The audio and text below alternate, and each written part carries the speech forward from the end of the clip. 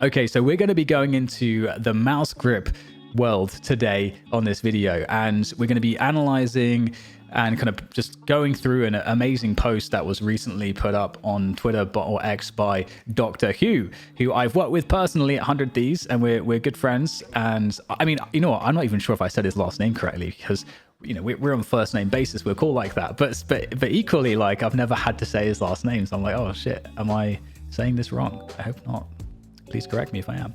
But anyways, before I go into the post, which is it's all about him breaking down the grip that is used by a bunch of really sick players in Counter-Strike. That is Donk, Monacy, Zywoo, and Twists. I wanted to make a statement just about mouse grip in general, which is that mouse grip, it's one of the many variables that we can mess around with regards to our overall playing setup. But I would say that mouse grip is probably the one that you should likely obsess over the least.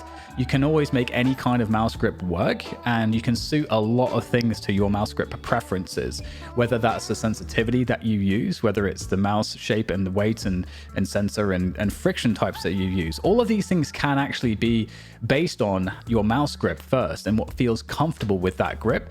And so normally, you know, my advice would be to not really obsess with it too much. But with that said, if after this video, or if you're just this way inclined anyway, I actually always advise that if you feel like you want to do it, you should experiment.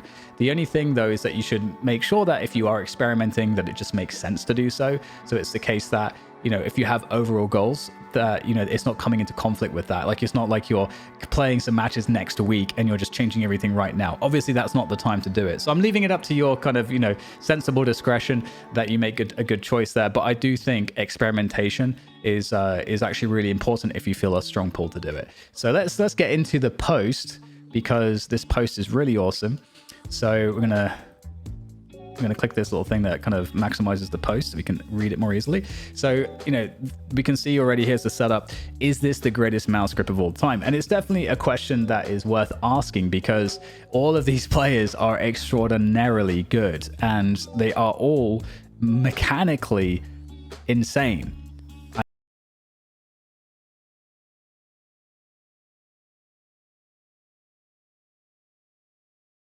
What's interesting, actually, that I immediately noticed about this is that someone like Donk is a very small human. He's quite small. I don't know what his height is exactly, but he's quite a small person. And it might be, you know, he's still growing, so, you know, he may grow to a much larger size over time. But the reason I bring this up is because he uses a GPX, and I have small hands, and I'm definitely a larger human than Donk is. And I actually find that this mouse actually tends to be, let's say, for me, with the fingertip elements, it's a bit too large for me to be able to use the full degree of fingertip control that I want to use with the faster sends that I use. So what's interesting for me here is that, and this is going to be a point I think that Matt actually drives home throughout this video, is that even though he has smaller hands, Donk's able to control this mouse exceptionally well, because his hand is able to, or rather the joint is really close to where the sensor is, like on top of the sensor. So you actually get a lot more stability, and it kind of makes the mouse actually effectively a little bit smaller, because your hand isn't having to essentially cover the entire mouse, because you're placing your hand, you know, above, basically. So I can show you on the camera here. You can see it in the pictures really effectively, but essentially you're kind of hovering your wrist above the pad, actually, and so that the contact is between you know, maybe the forearm over here as well as the bottom of the mouse here, but none of this action where, you know, you're making contact with the sort of butt of your hand on the pad, which is really interesting from just thinking about the idea of, you know, where the friction points actually are is quite interesting. So let's progress through the post before I get kind of stuck in the weeds here. So we can see that, you know, Matt says, let's break this down from a biomechanical and then performance perspective. So this is obviously the biomechanical perspective in particular is something that, you know, Matt is going to be sort of uniquely suited to deliver, which is really cool to see. So this has become a more popular grip over the years, but seems to be the most popular across the TAC FPS community. And I think this has to be because I don't know where Zywoo got it, but he was the first person that I saw doing this. You can see this is Zywoo's hand here. You can see the hover right there. It's really interesting. So there's a reason for this, as tactical FPS games, especially at the highest level, are primarily about crosshair placement, angle clearing versus edge locking, and this limits the overall mouse activity needed. So again, this is a list of killers for sure. TAC FPS mouse movement is also horizontally dominant in nature. So yeah, very true, as evidenced through these mouse movement maps. Being able to increase control of the mouse for these relatively smaller angles is important, and the grip can help with that. Here are the biomechanics of why it can increase control. Horizontal dominant mouse movement. So I guess you can kind of just like just mapping out basically where you're kind of most seeing the mouse actually travel. So it's kind of like a heat map. Kind of looks like a Rorschach test, I'm not gonna lie. What do you guys see? What do you guys see? I see an elephant. The grip can be considered a hover palm / claw hybrid. With this grip, the finger contact points are shifted forward, which effectively moves the center of mass forward. But what is more interesting about this grip is that it reduces the distance between the wrist joint and the optical sensor. I think this is the key part of this in terms of what really makes it to feel a lot more stable, actually, is that particular aspect. Because, and I don't, it's so interesting. I never thought about this before. I'd never thought about this before this post. But like, you know, for example, with this mouse, like, you know, you can see my joint of my arm is here, right? And so if I move this mouse closer to the joint, what actually happens is, I mean, this is like kind of extreme. This is a small mouse as well, so it's kind of, it looks kind of extreme. But what tends to happen is, if I'm actually keeping my wrist straight, basically, you know, I'm actually limiting the amount of sort of range that I get with my wrist on the sensor, because now that the sensor is closer to my joint, as you can see, like the joint being like here, the sensor being like here, as opposed to like down here and up here, I get way more kind of, you know, right, left movement, lateral movement with my wrist here at the cost of the stability. So if I'm up here, I get much more of a direct kind of control from my arm. So if you're someone with a very slow sense, I think you're probably going to get more stability out of a grip like this, because again, you know, there's less really going on with the wrist. It just feels like a much more kind of like stable kind of block, if that makes sense. It's kind of hard to describe, but there is definitely something to what Matt is explaining here. If you're enjoying the content, make sure to subscribe to the channel so that you don't miss any of the future goodness that is coming as I continue the content journey. Thank you for your support. Let's get back into the video. So yeah, it reduces the distance between the wrist joint, which we just pointed out, and the optical sensor of the mouse. Okay, so let's look at his analysis of this. With the joint actually closer to the optical sensor, it creates increased overall sense of control. You can test it. Oh, let's go back to this. Looks nicer. You can you can test this yourself and feel the difference in smoothness when you try the actual position yourself with smaller ranges of motion. So this is definitely kind of what we've been describing here. So Zywoo versus standard grip. Downward pressure and palm and forearm. You can see wrist here, the sensor here, wrist here, sensor here. So we've got the actual kind of distance based off of this side view. So it's actually quite a significant shortening of that distance. Very interesting. Very interesting. Other variables to consider with regards to this grip are the mouse pad, and hand size. So we kind of talked about this a little bit. These are always going to be elements that should complement the grip, I would say, because whatever your grip is, that's the first thing. That's the first element of mouse control is how you're gripping the mouse. Everything that you're doing, all of the training and just all of the preferences that you have come from that first. So it makes a lot of sense that Matt describes it like this. Depending on the mouse skates and mouse pad, there may be a certain level of friction which can affect the sensitivity and overall control. For example, using an Artisan Hien FX Soft versus the MP510. Static friction test. This mouse pad is placed on a movable flat surface with a digital angle gauge attached to it. Okay, so this is how they determine static friction. That's very interesting. Okay, this is especially relevant to this grip because of the downward pressure associated with this style. Okay, very interesting. Very, very good point. This is a very good point. Okay, so what he's saying is that because you have much more weight bearing down on the, in fact, can I go to the mouse cam? Okay, so because you've got much more weight bearing down on the mouse with this type of grip,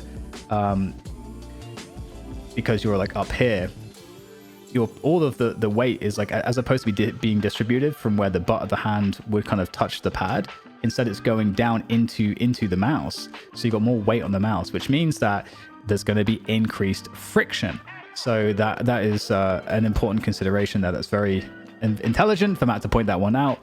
And because of the increased friction, that's going to change the feeling of certain types of movements. If you're holding an angle, for example, you're going to have, and we talked about this in a previous video, static friction might make it very hard to control if you're holding an angle and wanting to do like a micro flick off, like, you know, because someone's peeking you from that angle. If there's a lot of friction there, it can be harder to control. So it may be the case that you would want to try to reduce friction on the pad with this and with the skates with a style like this to counteract, to mitigate the extra downward pressure that is being experienced. So this is especially relevant as grip because of the style. I'm sure the individual selection of mousepad and mouse combinations are reflective of the desired friction or feel from each of the pros who use this grip, or they can just modify the pressure downward to get a desired feel. Okay, so following so far, the hand to mouse size ratio is also important to consider. So we talked about this as well. Larger hands can also potentially shorten the distance between the joint and the optical sensor. Again, just some variables to consider and can explain why certain individuals might choose specific mice considerate of their own individual anatomy. So essentially, I mean, this is one of those things which it's quite subjective. I think, you know, what we're establishing here, and we'll kind of recap it at the end, is that, hey, for this game, it seems like this grip might be emerging to be better at some of the consistent types of movements that are more impactful. And so we talk about this, as you know, a lot of my videos I try to talk about this, because you can play on any setup theoretically, absolutely, and you can get good on any setup theoretically, absolutely. The difference is how much time do you need to put into that setup, because if let's say the most impactful skills in the game are the skills that are, let's say, the hardest to execute on your particular playing setup, then that's not going to be something that's going to be great, in the sense that it'll just take you way more time to get good on that particular setup. So we want to try and keep that stuff in mind. Okay, so using this grip can increase the amount of muscle use on the palm-sided muscles. Again, the misconception is often that it can increase the use of the extensor muscles. This is only true when the forearm is floating. Should my wrist hover? This is really interesting. This is really good stuff here from Matt. Okay, so let's look at this again. Using this grip can increase the amount of muscle use on the palm-sided muscles. Okay, that makes sense. That makes sense, because you're having to kind of like pull, you're kind of like pulling the mouse kind of in, essentially, like into the palm. So I can see why that would be the case, because especially for a lot of players, they aren't necessarily like using a lot of these like fingertip these fingertip kind of pulls like I do a lot, because my sense is very fast, but most players will not be doing that. So that makes sense to me. Depending on the amount of downward pressure utilized, it may also involve the triceps. Interesting, but the downward pressure is mainly applied through the forearm flexors. Okay, this means that anyone who is using this grip should be strengthening and building endurance of these muscles and stretching them regularly between games. Here are a few exercises you can do to address this, or you can check out some of our cheat sheets that provide exercises specific to the region. This is an interesting point, especially because if you are switching to a grip like this, and given the amount of like use that we tend to have in esports, where we can have incredibly long playing sessions, you're going to get fatigue. So stuff like these stretches to provide some relief and assistance on recovery there can certainly be helpful, and I think is a great shout that Matt's thrown this in here as well. Should you use this grip? This is probably what everyone wants to know. My answer is use what's comfortable to you and stick with it. Oh, the answer no one wants to hear, but it is the right one. Everyone is different, and as you can tell, there are many variables that can affect mouse control. Grip, DPI, sense, mouse, downward pressure, pad friction, etc. Yes, you can optimize your mechanical skill for a specific esports title, but what are the actual performance returns? Okay, so I like this little chart that Matt's thrown out here, where he is essentially thrown, and there's a lot more things that you could actually throw in on a graphic like this. Essentially all these factors that can impact performance. There's so many different things that can impact performance. So that's part of the reason why he's thrown this out here, because it's very hard to kind of understand specifically where all of the performance returns or detriments are coming from. So performance is multifactorial in esports, and there is an over fascination with optimizing mechanical skill performance in the space. So this is a really interesting point, because this is that sense of, if you don't know what the impact is, let's say, of everything, let's say if you can't, let's say imagine we could put a number on all of these different things that are on a graphic like this, and let's say mechanics is on here. What Matt's basically saying is most people overvalue and put too high of a number on mechanics and too little of a number on the other factors. And the reason is because, simply speaking, I mean, there's a few reasons, but some of the main reasons are, one, is a lack of understanding of how you can even quantify some of these other things. So for example, let's say coach-athlete relationship. How on earth do you quantify how this actually impacts your performance? There are so many things here with the quality of the relationship and the communication and various other things that could massively impact performance, or could actually actively hinder performance. This is an enormous one, but putting a number on it is impossibly hard to do. Physical environment is another one that's very hard to quantify. Daily nutrition, sleep quality. We know these things are actually quite impactful. There's so much data that suggests that, but to actually put a number on it is extremely hard. However, you can put numbers in the game by shooting people in the face, and that's your mechanics. And so why wouldn't you want to put more time into that? Because it feels like, because that's also where your confidence as a player often comes from for most people, is how the mechanics feels and how well they're executing on those mechanics. Because if you're in a player's mind, you can make the best decisions in the world, but if you can't hit the shots, you're worth nothing on the server. So, it makes sense that players would over-index mechanics and would end up spending too much time either obsessing over it in a way that's unhealthy or unhelpful, or spend too much time trying to essentially just actually actively work on it when they would actually get a better return on some other things for that time invested. Okay, so when pros are in flow, the difference in headshot mechanical skill won't be too different, but the mental toughness and performance psychology needed to succeed over multiple tournaments, lengthy competitions, and unique team environments is often what sets aside the GOATs from the great. So yeah, this is kind of, just, I think, backing up that point a little bit, where it just shows that there are so many other elements that are involved in being the GOAT that go way beyond how much you work on your mechanics. Okay, so to end all of this, I think this is a great post. To end all of this, we get Matt who's linking a wrist pain routine guide from 1HP's website. So 1hp.org/gaming wrist pain, for any of you that if any of you are experiencing that. I hope that none of you are experiencing that. I think it's usually an indication that something is wrong with what you're doing, if you're ever experiencing pain or doing something wrong. So I'm hoping that that's not the case. But if it is, definitely take it seriously. Like, use it as a learning experience.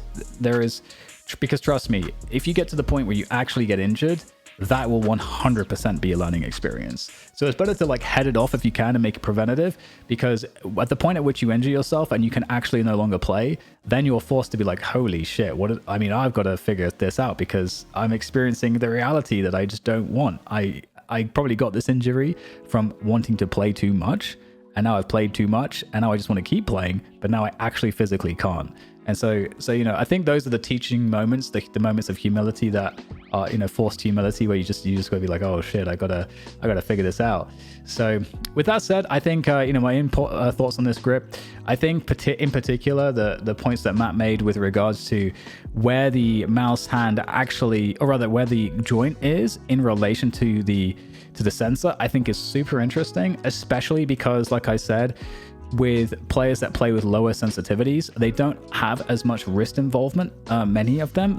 There's many players with slow sensitivities that just use arm, And so if you're just using arm, and this grip feels really good actually to like, if you like just lock the arm and you have very minimal wrist involvement, this grip feels really nice because it just feels like there's a more direct relationship between the arm movement and the mouse, and it feels quite stable as well. So in terms of tracking, I typically actually go into some version of this grip when I'm trying to track, where I make sure that the butt of my hand, let's see if I can, yeah, this one's good.